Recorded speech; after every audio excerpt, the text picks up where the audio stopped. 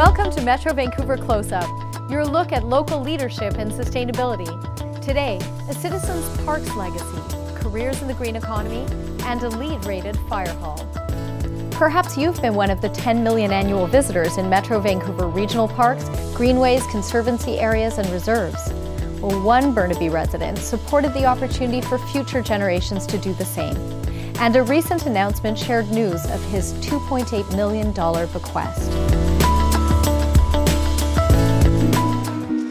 On February 6, 2015, people gathered to learn more about a significant financial bequest from the estate of a Metro Vancouver resident to support the regional park system. Today we're here to announce a generous donation by George Ross to Metro Vancouver Regional Parks of $2.8 million.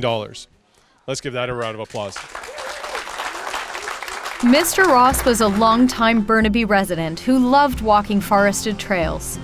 $300,000 of his legacy, $600,000 from Metro Vancouver, and funds raised by the Pacific Parklands Foundation and the Kanaka Education and Environmental Partnership Society will allow the Watershed Stewardship Center, the administration building, and the classroom to become a reality.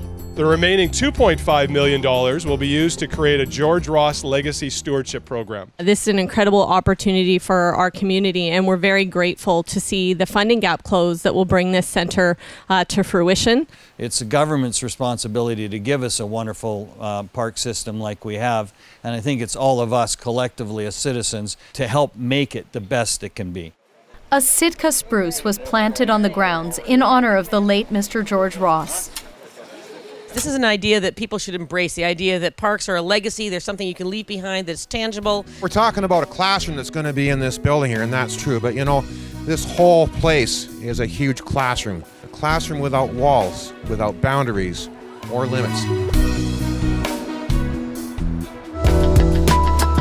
For some cities, an emerging area of focus is the green business sector, and a unique event focused on guiding young people into green-collar careers.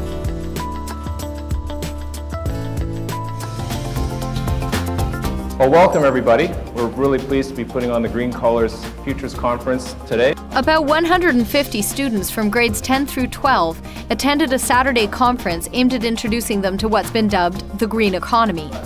These are economic initiatives that promote sustainable development without harming the environment. Basically, the day is these young people get to go from table to table, and they have 5 sessions to touch, feel, see a career in the green economy. Each table has a mentor who's already working in the green sector. What are you guys doing? What are you interested in? How's the day going? Give me some feedback. Troy Glasner is a sustainability consultant whose company works with developers and engineering firms. Unfortunately, when I was their age, I didn't have this opportunity. I didn't have this experience, and it took me 30 years to figure out what I wanted to do. So honestly, if I can help one of these children, figure out what they want to do, I've done my job. Do you know if your schools are built green? No? Recycling facilities like this one in Surrey are part of the region's growing green business sector.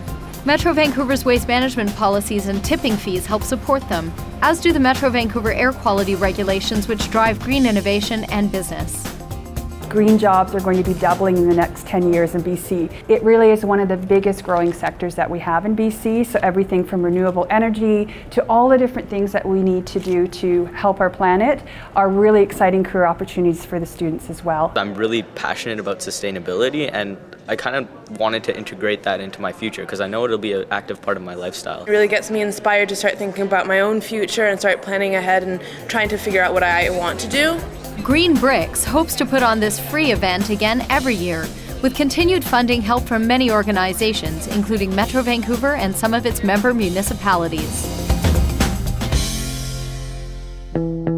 Since the LEED rating system for sustainable building design began 15 years ago, it's been used by dozens of public and larger scale projects throughout Metro Vancouver. A fire hall renovation in Maple Ridge embarked on that path 4 years ago, but only recently earned the status. It had to prove itself first.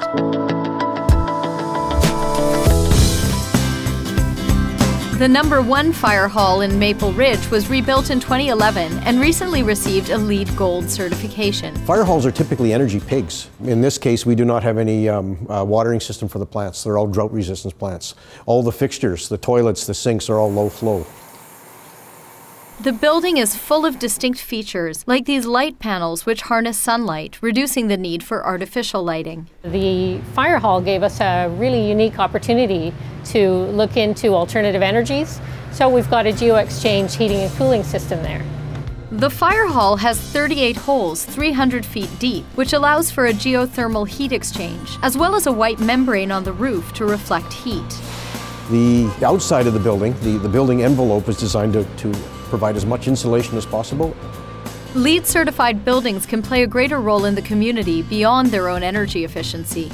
We didn't just want to simply chase LEED points, but we wanted to have a LEED certified building in Maple Ridge, and we wanted to show some leadership in the community. An added challenge for the new fire hall was the fact that the building was actually an addition to the old fire hall. In our case, we were able to achieve LEED Gold.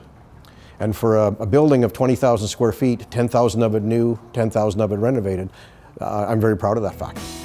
Another LEED Gold building in the area is the Maple Ridge SPCA, which has such features as high efficiency light and heating, as well as rainwater collection. This was a really unique opportunity to partner with the SPCA. We provided the land, they built the building, and having it a LEED Gold certified building, it's just the icing on the cake. These types of buildings represent Maple Ridge's commitment to sustainability. Looking at ways to build structures that are sustainable, energy efficient. These are things we need to be doing, not as sort of the ideal, but as a general practice. Despite all the differences from a traditional building, the fire hall and SPCA haven't had any reduction in functionality. You don't realize that the faucets that you're washing your hands with basically have the low flow restrictors on it. You come that you don't even question it, and you're saving money, and it just becomes part of your everyday life. For more videos like these, check out our blog, metrovancouvervideos.org. Our thanks go to the municipalities, community groups, and individuals who help tell these stories. For Metro Vancouver Close-Up, I'm Dagmar Timmer.